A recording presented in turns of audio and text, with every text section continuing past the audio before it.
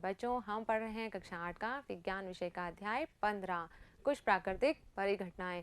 इस पाठ के पिछले भाग में हमने समझा था कि आवेश क्या होते हैं, कितने प्रकार के होते हैं और किस तरह से आवेशों का स्थानांतरण होता है। बच्चों, इस भाग में हम जानेंगे तड़ित की कहानी, यानी कि जब बिजली गिरती है तो किस तरह से उत्पन्न होती है और इससे बचने के क्या क्या उपाय होते हैं। तो चलिए बच्चों, शुरू करते हैं। लेकिन उससे पहले हम ले लेते हैं हमारे दो प्रश्न जो पिछले वीडियो में मैंने आपको होमवर्क के लिए दिए थे। एक बार हम उनका सही उत्तर चेक कर लेते हैं। पहला प्रश्न था बच्चों हमारा कि आवेश कितने प्रकार के होते हैं। तो बच्चों, हमने पढ़ा था कि आवेश दो प्रकार के होते हैं। कौन कौन से? धन आवेश तथा ऋण आवेश। चलिए, दूसरा प्रश्न था हमारा विद्युतदर्शी किसे कहते हैं। तो बच्चों, कोई वस्तु आवेशित है या नहीं है, इसका परीक्षण करने के लिए जिस युक्ति का प्रयोग किया जाता है उसे क्या कहते हैं?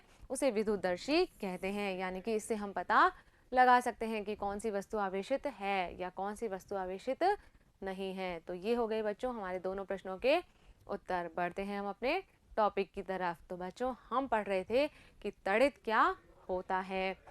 हमने समझा था बच्चों कि तड़ित जो है, इस तरह से जब बिजली गिरती है तो क्या होता है, एक विशाल स्तर की विद्युत चिंगारी उत्पन्न होती है। और ये क्यों होती है?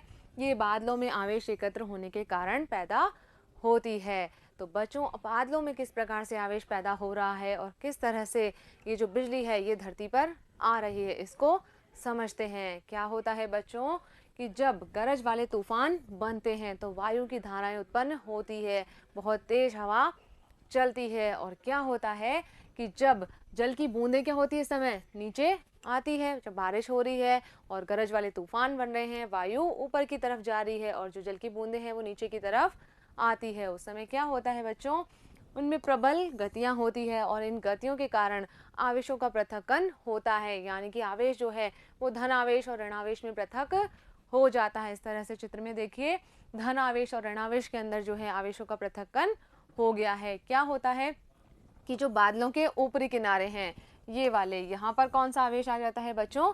धनावेश आ जाता है। जबकि जो बादलों के नीचे वाले किनारे हैं वहां पर ऋणावेश उत्पन्न हो जाता है। निचले किनारों पर क्या आ जाएगा बच्चों?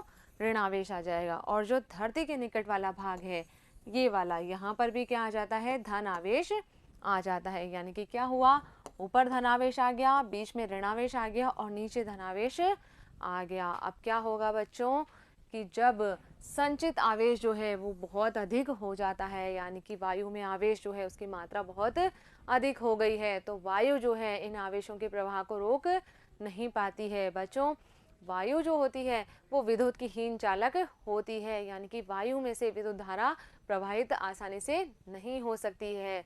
लेकिन क्या हुआ, जब आवेशों का संचय बहुत अधिक मात्रा में हो गया, उसका आवेशों का परिमाण जो है वो बहुत अधिक हो गया, तो वायु क्या करती है, इन आवेशों के प्रवाह को रोक नहीं पाती है। और क्या होता है, जैसे ही ये धन आवेश और ऋण आवेश आपस में मिलते हैं तो क्या होता है, प्रकाश की चमकीली धारियां और ध्वनि उत्पन्न होती है। आपने सुना होगा बारिश के मौसम में बादल बहुत तेज गरजते हैं और बिजली हमें चमकती हुई दिखाई देती है। तो ये जो घटना है यही क्या है, विद्युत विसर्जन कहलाती है। यानी कि क्या हो रहा है, बिजली जो है आकाश से कहाँ आ रही है, नीचे धरती पर आ रही है। और बच्चों, ये जो घटना है विद्युत विसर्जन की, ये प्रक्रिया या तो दो या अधिक बादलों के बीच में हो सकती है या फिर बादलों तथा पृथ्वी के बीच में हो सकती है। अब बच्चों, हमने बात की थी कि पुराने ज़माने में जब लोग इस बिजली गिरने का कारण नहीं समझते थे तो वो क्या मानते थे, इसे ईश्वर का क्रोध मानते थे और इससे भयभीत होते थे, इससे डरते थे। लेकिन अब जो है हम इसके पीछे का वैज्ञानिक कारण जानते हैं, हम समझ गए हैं कि ये क्यों हो रहा है।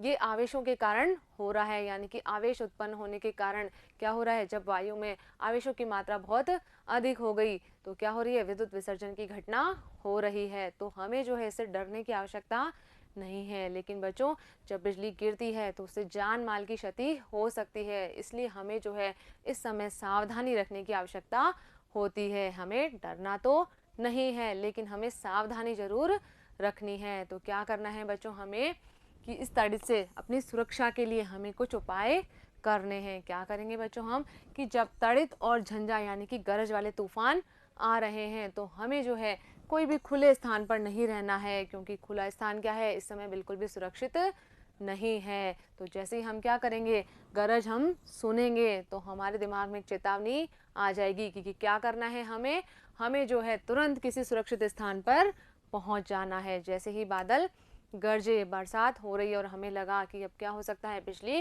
गिर सकती है, तो तुरंत हमें किसी सुरक्षित स्थान पर पहुंचना है। और जब हम उस सुरक्षित स्थान पर पहुंच गए तो हमें अंतिम गर्जन सुननी है, यानी कि जब हम बिल्कुल निश्चिंत हो जाएं कि अब जो है तूफान रुक गया है, अब बिजली गिरने की संभावना नहीं है, तभी हमें क्या करना है कि उस सुरक्षित स्थान से बाहर आना है। यानी कि तब तक हमें क्या करना है, उसी स्थान पर गरज रुकने की प्रतीक्षा करनी है। और बच्चों, यहाँ पर हम देखें कि सुरक्षित स्थान कौन कौन से हो सकते हैं, तो हम देखें कोई मकान है या फिर कोई भवन है, वो क्या है, इस समय सुरक्षित स्थान है। यानी कि हमें खुले में नहीं रुकना है, किसी भवन में या मकान में हमें आश्रय लेना है। और यदि बच्चों हम किसी कार में या बस में यात्रा कर रहे हैं तो क्या कर लेना है, हमें वाहन के खिड़की दरवाजे बंद कर लेने हैं, तो उसके भीतर भी क्या होंगे, हम सुरक्षित होंगे।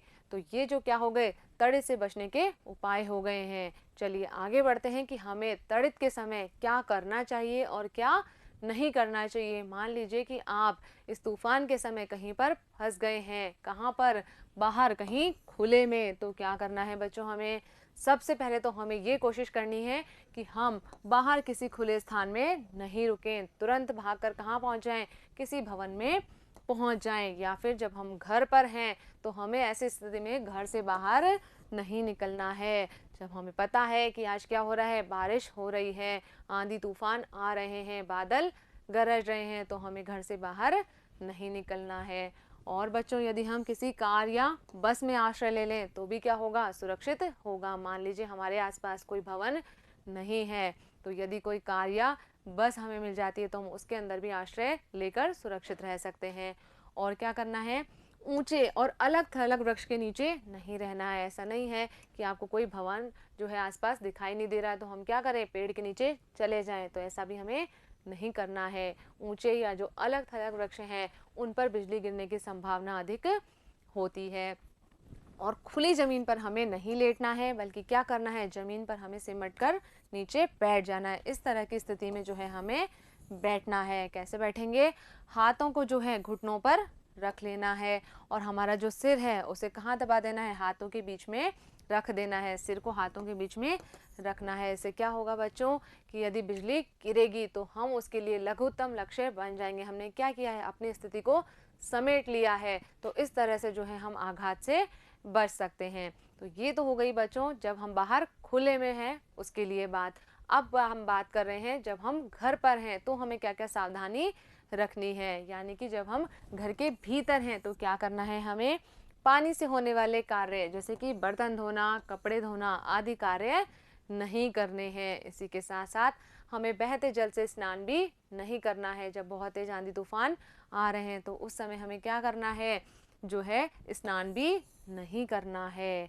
इसी के साथ साथ जो हमारे विद्युत उपकरण हैं जैसे कि टीवी है, फ्रीज है या फिर कंप्यूटर है, इनको क्या कर देना है बच्चों, हमें प्लग से जो है वो सॉकेट, प्लगों को जो है वो सॉकेट से निकाल देना है। यानी कि ऐसा नहीं है कि हमने उन्हें क्या करा है, प्लग को सॉकेट में लगे रहने दिया है, वरना क्या होंगे, ये उपकरण हमारे खराब हो सकते हैं। और क्या करेंगे बच्चों हम कि यदि तड़ित आ रहा है तो हमें क्या करना है, तार वाले टेलीफोन का प्रयोग नहीं करना है, क्योंकि तड़ित क्या कर सकती है, टेलीफोन के तारों पर या बिजली के तारों पर आघात कर सकती है, उन पर बिजली गिर सकती है। तो हमें डोरी वाले टेलीफोन का प्रयोग नहीं करना है। क्या करना है, हमें इस समय मोबाइल फ़ोन का या बिना डोरी वाले फ़ोन का उपयोग करना है, ये ज़्यादा सुरक्षित होते हैं।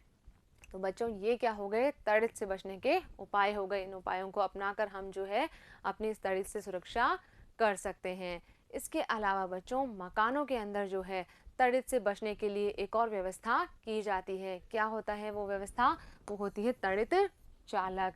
इसमें क्या किया जाता है बच्चों कि हमारा जो भवन है उसकी लंबाई से थोड़ा अधिक ऊपर एक धातु का तार लगा दिया जाता है और नीचे उसका संपर्क किससे कर देते हैं, जमीन में जो है तांबे की प्लेट से कर देते हैं। और इससे क्या होता है कि तड़ित से भवन की सुरक्षा होती है। क्या होता है तड़ित चालक, तड़ित चालक जो है एक ऐसी युक्ति है जिसका उपयोग भवनों को तड़ित के प्रभाव से बचाने के लिए किया जाता है। क्या करेंगे बच्चों, हम भवन के निर्माण के समय ही क्या करेंगे, उसकी दीवार में उस भवन की ऊंचाई से अधिक लंबाई की धातु की छड़, किसकी छड़ लेनी है बच्चों, हमें धातु की छड़ स्थापित कर दी जाती है। देखिए यहाँ पर ये भवन जो है इसकी लंबाई कितनी है, इतनी है, लेकिन हमने क्या किया, इससे अधिक लंबाई का एक बाहर ऊपर क्या निकाल दिया, धातु की एक छड़ जो है वो हमने इस पर लगा दी है। इसे क्या कहते हैं, हम तड़ित चालक कहते हैं। और क्या करना है, इस छड़ का एक सिरा जो है वो तो हमने क्या कर दिया, वायु में खुला छोड़ दिया, ऊपर वायु में खुला छोड़ दिया, जबकि जो दूसरा सिरा है उसे जमीन में काफ़ी गहराई तक हम दबा देते हैं। यहाँ पर जो है हमने तांबे की प्लेट लगा दी है और उसे हमने नीचे तक दबा दिया है। क्या होगा बच्चों इससे, कि जब कभी तड़ित जो है इस भवन पर आघात करेगी तो आवेश जो है वो इस धातु की छड़ से होते हुए कहाँ पहुँच जाएंगे, नीचे ज़मीन में पहुँच जाएंगे। तो ये धातु की छड़ क्या करेगी, विद्युत आवेश के ज़मीन तक पहुँचने के लिए एक सरल पथ प्रदान करती है, यानी कि उस आवेश को नीचे ज़मीन में जाने के लिए एक सीधा रास्ता मिल गया है। और भवन को क्या होगा, इससे कोई नुकसान नहीं होगा, यानी कि भवन जो है वो तड़ित के आघात से बच जाएगा। तो इस प्रकार से व्यवस्था करके हम क्या कर सकते हैं, भवनों को तड़ित के प्रभाव से बचा सकते हैं। और बच्चों यही व्यवस्था क्या कहलाती है, भू संपर्कन कहलाती है। हमने पढ़ा था कि क्या कर रहे हैं, हम आवेश को पृथ्वी में भेज रहे हैं, तो व्यवस्था क्या कहलाएगी, भू संपर्कन कहलाती है। तो चलिए बच्चों, यहाँ पर हमारा ये भाग कंप्लीट हुआ और इस भाग को आपने अच्छे से समझ लिया होगा, अपनी कॉपी में नोट भी कर लिया होगा। तो इस पर आधारित मैं आपको 2 प्रश्न दे रही हूँ जिनके उत्तर आपको अपनी कॉपी में नोट करने हैं। पहला प्रश्न है हमारा, तड़ित क्यों उत्पन्न होती है, और दूसरा प्रश्न है, तड़ित झंझा के समय खुले स्थान में सुरक्षा के उपाय बताइए। यदि हम बाहर खुले में हैं और तड़ित या झंझावत यानी कि गरज वाले तूफान उस समय आ रहे हैं तो हम किस प्रकार से अपनी सुरक्षा कर सकते हैं। ये दोनों प्रश्नों के उत्तर आपको अपनी कॉपी में नोट करने हैं। मिलेंगे हम अगले वीडियो में इन दोनों प्रश्नों के उत्तर के साथ। तब तक आप पढ़ते रहिए, आगे बढ़ते रहिए। धन्यवाद।